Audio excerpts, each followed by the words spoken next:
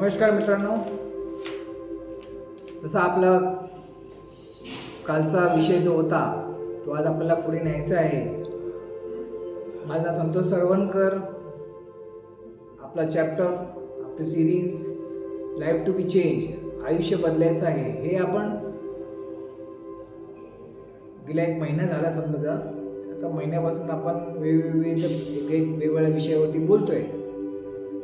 आता कालचा जो विषय होता त्या विषयावरती जर आपण मी तुम्हाला म्हटलं होतं काल की थोडंसं अजून डिटेलमध्ये बोलूया.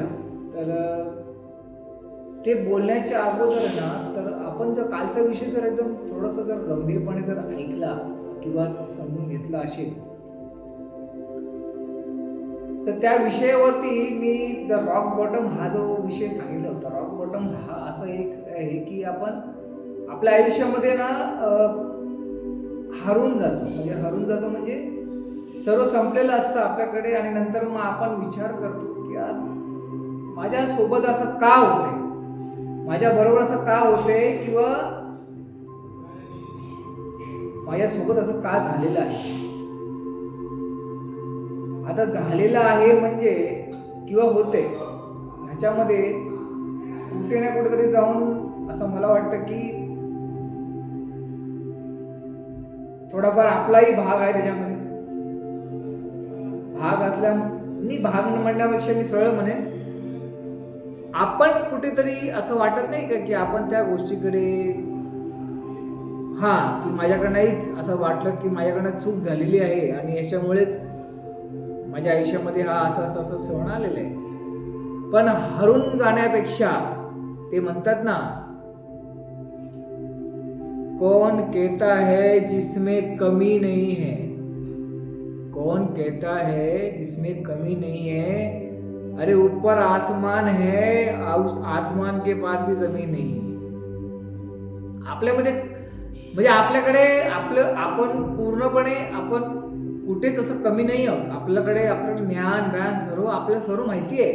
आपण माहिती असून सुद्धा पण आपण काय करतो, त्या गोष्टीला ना ग्रँटेड घेतो. ग्रँटेड म्हणजे एक कॅज्युअल, म्हणजे ठीक आहे ना, आम्हाला समजू शकतो, मी हे करू शकतो, असं नका घेऊ. आता याच्यावरती मी तुम्हाला एक छोटीशी एक स्टोरी सांगतो. स्टोरीच्या ऐवजी ती एक मूवी निघाली होती. त्या मूवीचं नाव तर नाही घेऊ शकत मी, मला ते म्हणजे आपण नाही, आपल्या चॅनलवरती आपण कुठल्याही ब्रँड ह्या गोष्टीचं असं काही आपण हे करत नाही. ती मूवी निघाली होती. त्या मूवीमध्ये चांगले कॉमेडियन त्यांनी त्याचा ऍक्ट केला होता. मराठी मूवी होती ती. त्या मूवीमध्ये तो जो ऍक्टर होता तो कचरा म्हणजे होतात ना, एक कचरा उचलण्याचे कामं असतात, गव्हर्नमेंट जॉब आहे तो, त्याच्यामध्ये ते तो जॉब करायचा. आणि तो जॉब करता एका ज्वेलर शॉपकडच्या जवळपास गेला हळूहळू. आणि ज्वेलर शॉपच्या मालकाने सांगितलं की हा बंद पडलेली ही जागा आहे माझी, तिथे खूप कचरा आहे, तो साफ करायचा. तर त्याने सांगितलं हो मी करून देईन. मग मालकाने सांगितलं किती पैसे घेणार. त्यांनी सांगितलं साहेब आता कचरा बघूनच मला कळता येईल नाही सांग की मला किती पैसे तुम्हाला सांगायचे ते. जेव्हा ती कडी खोलली तर बघितलं तर खूप घाणेरडा वास आणि एकदम खूपच कचरा होता. त्याने सांगितलं मला 500 रुपये पाहिजे. कचरावाला तो शेठ म्हणाला अरे बापरे, एवढा घाणेरडा कचरा लगेच उचलणारा हा तयार झालेला आहे, तर ह्याला आपण 500 रुपये देऊन पण टाकूया आणि याला काहीतरी खायला पण देऊया, आपलं काम होते. कारण की ती जागा त्याला ती स्वच्छ हवी होती. कारण की त्या जागेचा जो सुगंध, जो वास, या गोष्टी ज्या सर्व त्याच्या दुकानावरती एफेक्ट करत होत्या, गिऱ्हाईक त्याचे येत नव्हते. पण जेव्हा त्या व्यक्तीने म्हणजे त्या ऍक्टरने आतमध्ये जाऊन जेव्हा ते साफसफाई करून झाल्यानंतर पूर्णपणे साफसफाई झाली आणि बाहेर आला आणि त्यांनी त्या मालकाने त्याला काहीतरी खायला दिलं आणि खायला दिल्यानंतर तो परत आतमध्ये गेला बघण्यासाठी की काय राहिलंय का, किंवा उंदीर बिंदीर येतात तिथे उंदराच्या गोळ्या वेळा टाकल्या, त्यांनी सर्व साफसफाई केली जसं म्युन्सिपालिटी करतात तसं. तेव्हा त्याचा हात झटकन असा नाही का दिवाळाकडे गेला, तर दिवाळा लागला तर त्याच्यातली 2 विटा अशा पडल्या. 2 विटा पडल्यानंतर त्यांनी समोर पाहिलं तर तिकडे ना पैशांची एक गड्डी होती. त्याने काय केलं, ती हळूवार मला हात लावली, खरं आहे का खोटं आहे. त्याने ती पैशाची गड्डी काढली, हळूच एकच काढली आणि हळूच खिशात ठेवली आणि परत त्या विटा लावून दिल्या आणि त्याला समजलं की बाबा इकडनं मला एवढे पैसे भेटले, बस झालं.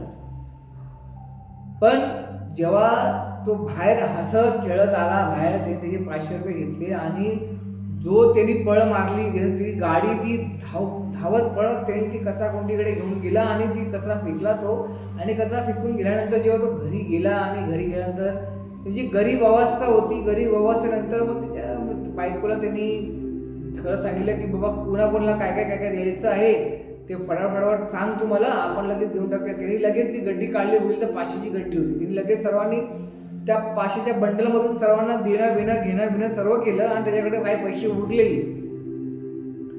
आता इकडे कॉम्प्लेक्स स्टार्ट होतो.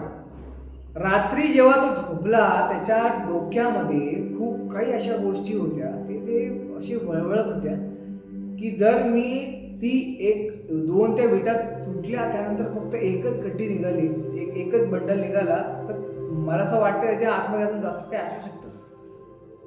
त्यांनी हळूहळू करून दुसऱ्या दिवशी परत गेला. दुसऱ्या दिवशी परत त्या मालकाला सांगितलं. मालकाला सांगितलं काय बाबा आता झालं ना साहेब? नाही साहेब अजून थोडंसं राहिलेलं आहे, परत गोळ्या टाकायला लागतील, थोडं औषध मारावं लागेल. साहेब बोललं काय पैसे घेणार का? बोललं नाही आता काय पैसे नको, मी फक्त करायला आलोय. त्याला माहिती आहे की बाबा आता मला आतमध्ये जायचंय आणि आतमध्ये ते बघायचंय आतमध्ये काय आहे. आता हा रॉक बॉटम कुठून स्टार्ट झाला, मला एक भेटलं तर मी समाधानी होतो, मला कळलं होतं. पण नंतर काय झालं, पण त्याने परत ते विटा काढल्या आणि जेव्हा त्याने हात टाकला आतमध्ये तेव्हा बघितलं त्याने आतमध्ये खूप साऱ्या अशा त्याच्या हाताला ना अशा पैशांच्या असे बंडल्स लागले. त्यावेळेला त्यांनी कमीत कमी 7 ते 8 बंडल बाहेर काढले. तो सतत म्हणजे त्याची प्रगती मग तो असं दिसायला लागलं. घरामध्ये टीव्ही येत आहे, हे येत आहे, मोबाईल येतं, असं म्हणजे गरीब घराण्यामधून तो हळूहळू घर सजवून बिजवून तो एकदम श्रीमंतासारखा वागायला लागला. त्यांनी त्याचा बिहेवियर बदलला, त्याचा स्वभाव बदलला. दारू प्यायला लागला, पार्ट्या करायला लागला, कामावर दांडी मारायला लागला, हे सर्व करायला लागला. त्यानंतर लोकांनी विचारलं, बाबा म्हणजे घरच्यांनी मला विचारलं की एवढे पैसे येतात कुठून? त्यांनी सांगितलं तुला काय करायचंय, तू खांत राहा, तू घे, तुझं सर्व काय बाय, तुला काय लागते सांग, साडी बिडी बायकोला मुलाला सर्व काही मोबाईल. पण अखेरमध्ये जाऊन जेव्हा त्याने पूर्ण लास्टला त्याला विचार आला की बाबा मी ते दिवाळ तोडतो आणि जेवढे आहेत ना सर्वच काढतो. आणि ज्या वेळेला जेव्हा ती पूर्ण दिवाळ तोडण्यात आली आणि जेव्हा ती दिवाळ पूर्ण तुटली तेव्हा राहिलेले फक्त राहिलेले कमीत कमी एक 10-12 बंडल होते. ते बंडल उचलले त्याने आणि ते दिवाळ परत त्यांनी ती अशीच उभी केली आणि स्वतःच्या पैशाने आणून ते सिमेंट लावून एकदम क्लिअर केलं. आता मला सांगा इकडे आता ही दिवाळ त्यांनी पॅक केली. आता दिवाळ पॅक केल्यानंतर आता काय राहिलं? शून्य. आता जेवढे त्याकडे भेटले तेच ते वापरणार आहे. पण त्याच्यामुळे त्याच्या संसारामध्ये वादविवाद वाढत चालले, लोकांमध्ये चर्चा सुरू झाली. आता हा बेवडा झालाय का? पहिला ते सज्जन होता, गरीब बनवला, आता घर बीर बघ, आता काय कुठून पैसा येतोय. परत रेंटमध्ये राहणारा व्यक्ती, तो जो व्यक्ती फ्लॅटमध्ये गेला, सर्व काय झालं. आता ह्यामध्ये शिकण्यासारखं काय आहे की ज्या वेळेला मला कळलं की हे पैसे माझे नाहीये किंवा हा स्वभाव माझा नाहीये आणि तरी हा स्वभाव माझा मी अप्रोच केलेला आहे, तर हा स्वभाव तात्पुरती फक्त बस झाला, बस तेवढंच, त्याच्या पुढे जायचं नाही. कारण की आपल्या एक सायकोलॉजिकली बघितलं ना तर आपल्या मेंदूमध्ये ना आपण जसे 2 ब्रेन आहेत, conscious subconscious mind.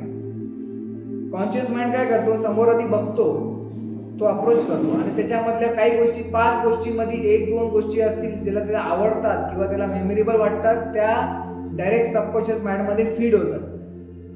Subconscious माइंडमध्ये feed झाल्यानंतर तो त्या सबकॉन्शियस माइंडला ती जी तो मेसेज देतो सबकॉन्शियस माइंड कॉन्शियस माइंडला, तो की बाबा मला हे ओढ आहे.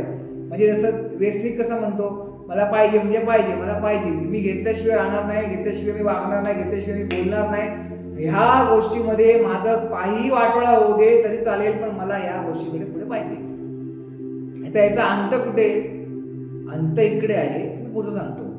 आता मला सांगा की आपण कुठे काही असं जंगलामध्ये किंवा आपल्या गावाखेड्यामध्ये कुठे गेलो आणि समजा तुम्हाला साप चावला, तर साप चावल्यावर आपण काय त्या सापाला जाऊन जाब विचारणार आहे का चावला रे बाबा तू? नाही ना. आपण त्यावेळेला काय करणार? आधी साप चावलाय ना, कुठे चावलाय त्याची पहिली ट्रीटमेंट लगेच फटाफट करणार की तो पॉइझन वरती नाही आला पाहिजे आणि आपल्या शरीरामध्ये तो पसरला नाही पाहिजे, आपला जीव धोक्यात नाही गेला पाहिजे. आपण काय करतो माहितीये का आयुष्यामध्ये? रॉक बॉटम म्हणजे आपण तळ गाठणं. आपण काय करतोय? आपण सापाला जाऊन जाब विचारतोय, साप का चावला रे तू? सापाचं काय का? तू सापाकडे गेला, सापाच्या शेपटीवर पाय ठेवला, साप तुला चावला. साप चावला तर साप चावला, साप गेला, त्याचा काम करून गेला. म्हणजे तुमच्या डोक्यामध्ये ते भूत भरून गेलं, पण ते भूत काढण्याचं काम आपलं आहे ना. आपण जर त्या जे काय आपल्याला ते दुःख जर झालेली आहे, साप चावलेला आहे, तिकडे जर आपण लगेच आपण तातडीत ट्रीटमेंट नाही केली, आपला जीव धोक्यामध्ये आहे. आता मी जीव धोक्यामध्ये म्हटलं तर आपलं आयुष्य पण त्याच्यामध्ये झालं ना. अहो, आपण जर ह्या गोष्टीकडे एकदम निरखून पाहिलं ना, आपला कॉम्प्लिकेट लाईफ करतोय कोण? आपल्या आयुष्यामध्ये कॉम्प्लिकेशन्स कोण करतोय? आपणच करतोय. ब्लेम कोण करतो? आपणच करतो. ब्लेम आपण करतो, कॉम्प्लिकेशन पण आपणच करतो, आपण फसलोय पण आपणच, आणि मदत पण आपल्याला नकोय. हे सर्व चालणार असेल, मग तुमच्या आपल्या आयुष्यामध्ये हा जो विषय चाललाय, आपल्या टॉप लेवल पासून आपण खालच्या लेवलला आलोय, तर खालच्या लेवलला का आलो हे जर आपल्याला समजलं नाही, तर परत आपल्याला जर वरती जायचं असेल तर कसं जाणार आहो? तेच का? म्हणजे हेच विचारून हेच ह्या गोष्टीमध्ये बसून राहणारच का? जरा विचार करा. जरा मी म्हणतो, आपल्या सर्वांकडे स्मार्टफोन, आज पूर्ण वर्ल्ड स्मार्टफोन, लहान मुलापासून सर्वांपासून स्मार्टफोन म्हणजे मोबाईल पेक्षा आपल्याला रील बिल हे बघण्यापेक्षा हे सर्व काही का फायदा ते आहे ना. मग त्याच्यामध्ये काहीतरी फायद्याचं भेटतं का? जर मी काही चूक करतो आहे, ती चूक सुधारण्यासाठी काय आहे याच्यासाठी काहीतरी भेटतंय का हे बघा ना. ते बघून पालन करण्याचा प्रयत्न करा ना. आणि आपला जो हा अध्याय चालू आहे एवढ्या दिवसापासून, याच्यामध्ये मला वाटतं आपण सुरुवातीपासून ते आतापर्यंत मला वाटतं आपण आपलं अर्ध आयुष्य कसं काढावायचं याचं तर आपण कव्हर केलेलंच आहे. 30 दिवस झाले, अजून 30 दिवस बाकी. आता पुढच्या 30 दिवसामध्ये पुढे कसे काय घ्यायचे त्याचे रिव्ह्यूज घ्यायचे. मला पाठचे काही व्हिडिओ झाले त्याच्यामध्ये रिव्ह्यूज कसे घ्यायचे ते आपण बघूया. पण जर तुम्ही आपण सर्वजण जर ह्या गोष्टीमध्ये अडकून राहिलो आणि जिंकण्याचं असेल ना, तर हारण्याची भीती कधीच ठेवायची नाही. जर ज्या व्यक्तीने हारण्याची भीती ठेवली तो कधी जिंकू शकत नाही.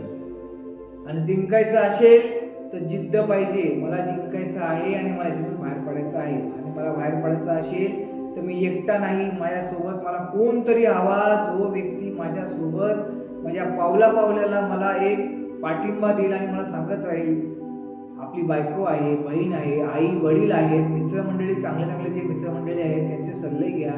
आपल्याला याच्यातून बाहेर पडायचं आहे, आपलं आयुष्य चांगलं करायचं आहे. आपला तोच अध्याय, आपला चॅप्टर तोच आहे, आपलं आयुष्य बदलणं. पटतंय, मला माहिती आहे काही लोकांना पटतंय, हे पटणारच आहे.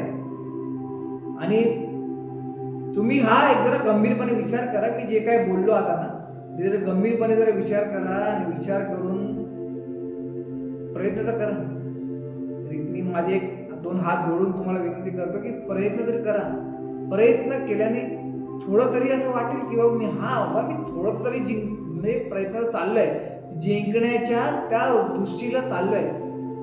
आज नाही तर उद्या ते आभाळ तुम्हाला वरूनच सांगेल, अरे वा क्या बात, जिंकलास. पण जिंकला याचा अर्थ हा नाही की मी ते सोडून दिलं. आयुष्यभराचे पुढची जी काय वाटचाळ आहे ना ती जिंकायची आहे. आनंदी राहा, परिवारासोबत खूप एन्जॉय करा. रक्षाबंधन झालेली आहे, आता पुढचे सण सुरू झालेले आहेत आपले. आता सण सुरू झालेत, मग त्याच्यामध्ये आपलं आयुष्य बदलून थोडंसं जरा ह्या वेळेला जरा वेगळं काहीतरी करूया आणि आयुष्यामध्ये काहीतरी वेगळं जरा वागूया. लोकांची जरा घरच्यांशी म्हणजे एक आपला एक कॉम्प्लेक्स बनवूया, की आज ह्या वर्षामध्ये मी ह्या गोष्टी चांगल्या केल्या. आनंद घ्या या गोष्टींचा. जास्त काही बोलत नाही मी. उद्या भेटूया आपण. जय महाराष्ट्र.